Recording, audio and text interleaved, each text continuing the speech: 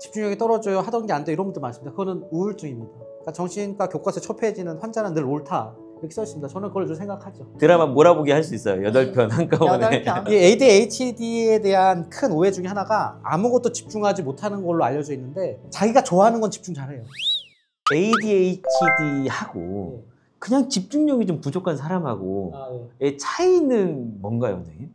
그 중요한 부분은 그 사람의 펑션이에요, 펑션. 그 사람의 어떤 경제적 능력, 대인관계적 능력, 해야 될 어떤 역할에서의 펑션, 기능 저하가 얼마나 오느냐를 보는 거기 때문에, 그 기능 저하가 오는 것을 ADHD로 보는 거죠. 뭐가 병이냐 뭐가 아니냐는 그 집중력 저하에서 계속 삶의 질이 떨어지고 그런 문제들이 발생하면 그것이 사실은 ADHD로 볼 수 있기 때문에 완벽한 분리는 좀 어렵죠, 사실은. 그러면 그 어릴 때는 ADHD가 아니었어.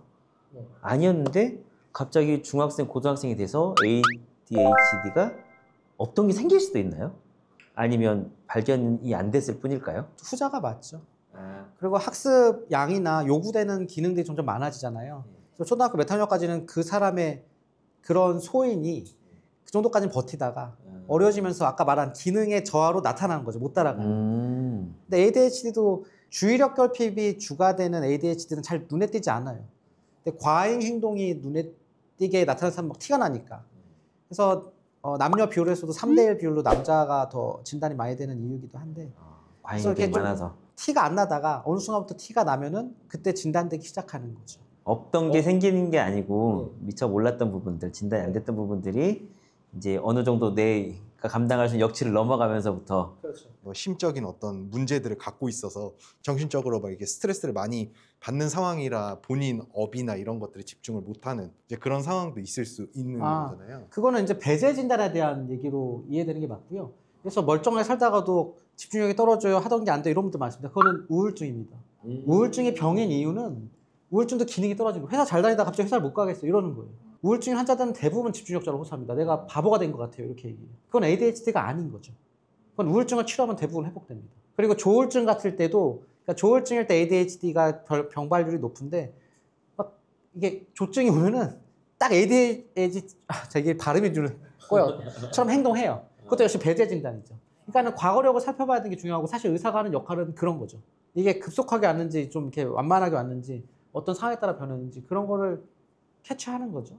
그래서 우울증, 조울증, 기타 다른 질환들에 의해서도 이렇게 ADHD처럼 보이기도 합니다. 그래서 제가 오늘도 그런 환자들이 또 새로 오셨는데, 초중고등학교 때는 어때요? 늘 물어봐요. 학생기록부에 이런 게 써 있었나요? 그래서 엄격하게 진단하는 의사들은 학생기록부를 다 떼오라고 하기도 해요. 근데 저는 그렇게까지는 하지 않습니다. 아까 잠깐 언급했지만 환자가 거짓말을 한다고 전제하고 진료 보는 건 아니니까, 환자가 사실을 말한다는 전제로 보는 거니까. 그러니까 정신과 교과서에 초폐해지는 환자는 늘 옳다, 이렇게 써 있습니다. 저는 그걸 좀 생각하죠. 오남용하는 약이라고 해서 와서 수면제 달라고 해서 환자를 의심부터 하진 않는데, 근데 이렇게 저렇게 진료하고 이렇게 검사하다 보면 사실은 드러나죠. 그렇게 돼서 감별합니다. 그게 이제 의사의 역할인 거죠. 원장님 말씀 듣다가 아까 이제 원래 그 물어보려고 했던 질문이 이제 그 학업 스트레스랑 수면 부족에 시달리는 학생들이 그렇죠. ADHD로 오해를 받는 경우가 그럴 수도 있냐. 있는 거죠. 근데 이거는 어찌 또 돌이켜보면 어찌 보면 또 우울의 영역이 그렇죠. 제 얘기가 그런 거죠. 우울에 져서 스트레스 받고 불면증도 우울증의 중요한 증상입니다. 그 불면증 얘기가 나와서 그 보통 이제 불면증도 진단하는 기준이 있을 거 아니에요. 전체 수면 시간이 부족하진 않아. 근데 자다가 자꾸 10분씩 20분씩 깨. 그거는 그냥 불면증은 아니고 수면의 질이 안 좋은 건가요? 불면증은 수면 유도의 영역에서 불면증도 있고 수면 유지가 안 되는 불면증도 있습니다. 그러니까 수면 유지가 안 되는 불면증을 말씀하신 거죠. 그럼 약도 수면의 초반부를 유도하는 수면제도 있고 수면을 유지시키는 목적으로 쓰는 수면제도 있습니다. 요새 꼭 한두 번씩 깨는 것 같아요. 그리고 지금 나이는 한두 번 깹니다. 하여튼 이건 딴 얘기인데, 이경규가 왜 빨리 퇴근하고 싶어하는지 알고 있어요. 자꾸 딴 얘기를 하세요. 이게 원래 한 3시간. 저는 이걸 공부하고 왔는데 공부 안 하고 오셨잖아요. 저는 대답을 할 걸 다 해야 되는데 자꾸 딴 얘기를 하시고. 3시간 찍어요, 3시간. ADHD 의심됩니다. 이게 왜냐면 보는 사람에게 적절한 흥미 딱 한 시간에 유발을 해야 끝낼 수 되니까. 있어요. 절반 넘겨왔어, 절반 넘겨왔어. 정해진 건 없어. ADHD를 진단받지 않은 사람들이 그 약 처방을 받을 수 있는 게 현실적으로 가능한가요? 작정을 하고 뭐 거짓말을 한다든지. 그렇죠. 실제로 약의 근거, 처방의 근거로 해서는 이렇게 검사를 시킵니다. 검사는 생각보다 좀 다양하게 하기도 해요. 사실 질문에는 진단되지 않은 사람한테 처방이 되냐고 했지만 진단하지 않고 처방할 수는 없죠. 그 진단이 정확하냐 아니냐는 의 문제라면은 그건 아까 말했듯이 양심의 문제인지 아닐지 그거는 좀 고민이 되는 부분이지만 이제 엄마들 사이에서는 예. 야, 어디 가면 약 구할 수 있어 이런 것들이 이제 그 맘카페나 커뮤니티 같은데 자꾸 올라오니까 그러니까 그런 현실을 제가 모르는 것은 아니죠. 그래서 아까 말했듯이 어떤 부분은 약간 범죄 영역까지 간다면 세상에는 나쁜 범죄도 있으니까 그건 계속 이렇게 좀 자정작용을 한다던가 그리고 실제로요 이런 수면제라던가 이런 매출 페널티에 대해서 나라에서 엄청 모니터링해요. 심할 정도로. 그래서 우리나라는 NIMS라고 NIMS라고 마약류 관리 통화 시스템이 있어요. 그래서 어떤 환자가 어디서 어떤 약을 받았는지는 완벽하게 파악돼요. 한 알의 약도 놓치지 않아요. 너무 많은 처방을 하는 데는 우리나라는 마약 관련된 회의를 매달 해요. 식약처나 이런 보건소에, 보건복지부 이쪽에서. 저희 의사들도 일부 저희는 제 임원이기 때문에 가서 회의를 같이 합니다. 그럼 어디 병원 보면 여기 진짜 너무 심하다 이런 병원이 없지는 않습니다. 뭐 나라에서 때려요. 뭐 때려요. 제재가 들어가는군요. 네, 실제로 우리나라는 그런 시스템이 작동합니다.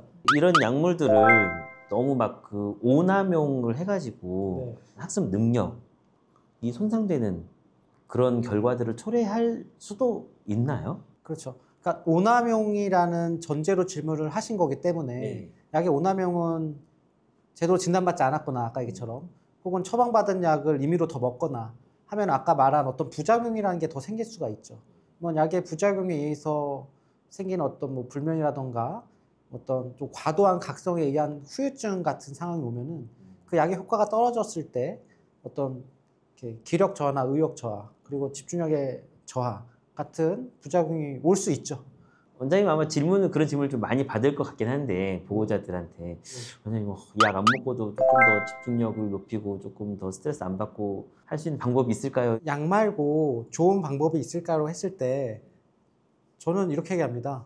다 알고 계신 방법이라고. 그래서 계속 강조하지만 어떤 질병이니까 ADHD는 ADHD라는 질병 하에 집중력 저하가 온 거라면 사실은 약물 치료가 도움이 되는 거는 맞죠. 그 이후에 집중력을 높이는 것은 어떤 면으로는 의사가 다 관여할 영역은 아니긴 하니까 좀 집중력이 떨어진 애야 그런 거면 병이 아닌 거고 집중력이 떨어져서 애가 문제가 됐어 하면 병인 거거든요. 그럼 그 문제에 의한 집중력을 높이는 데 있어서는 약이 괜히 있는 게 아니죠. 집중력 올릴 수 있는 방법 알았으면 병원에 올 일이 없었으니까. 정답인데. 그러니까 그래서 성인이 돼서 약을 먹고 제 환자 중에 다른 사람들은 이렇게 살고 있었군요. 이렇게 얘기하는 환자들이 있어요. 나는 이걸 왜 이러고 살았나. 약을 먹으니까 나도 그냥 주변 사람들처럼 일도 잘하게 되고 실수도 안 하고 근데 왜 이걸 이제 약을 먹었나. 제가 이제 의사로서는 그럴 때 되게 뿌듯하죠. 약을 먹고 선생님 너무 고마워요 이러는 거예요. 저는 엉덩이 오래 붙이고 있는 거는 요즘 소파에 앉아서 TV 보면 자신 있어요. 드라마 몰아보기 할 수 있어요. 8편 한꺼번에. 8편. 좋은 얘기 하셨는데요. 네. 이 ADHD에 대한 큰 오해 중에 하나가 아무것도 집중하지 못하는 걸로 알려져 있는데 자기가 좋아하는 건 집중 잘해요.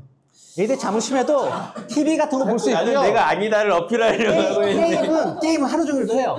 자기가 좋아하는 뭐 이거는 하루 종일도 해요. ADHD가 모든 것 집중 못하는 게 아니라 할 건 잘해요. 그렇군요. 네. 이렇게 TV 좋아하면 TV는 볼 수 있는 거예요. 어필하고 싶은 거. 저는 최근에 이제 요즘 우리가 저기 한 5분, 10분 책 보면 되게 졸리잖아요. 그렇죠. 근데 이제 저희 큰 애가 이제 수험생이어가지고 시험을 보는데 3시간을 시험을 봐야 돼요. 문제 100문제를 풀어야 되는데. 근데 어느 순간 아빠랑 같이 하니까 좀 집중이 잘 되는 것 같아요. 자꾸 저한테 스터디 카페를 같이 가져요. 제가 그래도 최근에 계속 잡혀가지고 3시간씩 시험을 봤는데 보겠더라고요. 약간 ADHD 아닐 가능성이 많잖아요. 갑자기 어필하신 것도 아니라 했다고 그렇게 했다는 이거 팩트를 전달하는 거예요. 약을 드려야 되나 고민하고 있었는데 ADHD 아닌 걸로 아니다. 거의 왔는데 아니 사이코세라피 해야 된다. 하지만 오너 나싱이 아닙니다. 이건 ADHD일 수도 있고 아닐 수도 있고 경계선에 있을 수도 있고 환자 마음 좀 진정시켜주는 게 또 좋은 의사니까. 저는 환자의 인사이트를 키워주는 쪽으로 진료를 하는 편입니다. 정해진 건 없어. 부모들을 위한 아이들을 조금 판단할 수 있는 병원에 데리고 가야 하는 수준이 어느 정도다 테스트를 해볼 수 있는 그런 부분들이 좀 있습니다. 있을까요? ADHD는 그 주의 결핍과 과잉 행동에 따른 그 기준들이 10가지씩 이렇게 있고요. 그 중에 몇 가지인지 확인할 수 있는 그런 부분으로 그 확인할 기준 수 있고, 인터넷 치면 잘 나와 예, 있죠. 그리고 그 기준은 의사의 기준과 같긴 합니다. 인터넷에는 사실 그대로 나오니까. 그런데요, 혹시 아이가 있으신? 아니, 이제 뒤집었어요. 제가 말씀드릴게. 이제 저도 축하드립니다. 저희 아이도 이제 뛴 지 얼마 안 됐지만 이제 중고등학생도 있고 그런 거 없이 그냥 알게 돼요.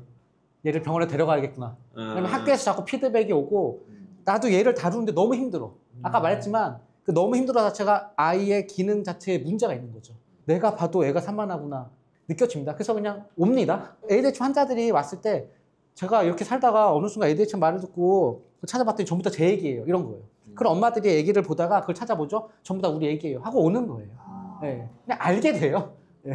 그 원장님들 그 혹시 체력이 약간 남아 있으실까요? 괜찮아요. 예. 아까 네. 농담한 건데. 아. 예. 예. 그러면은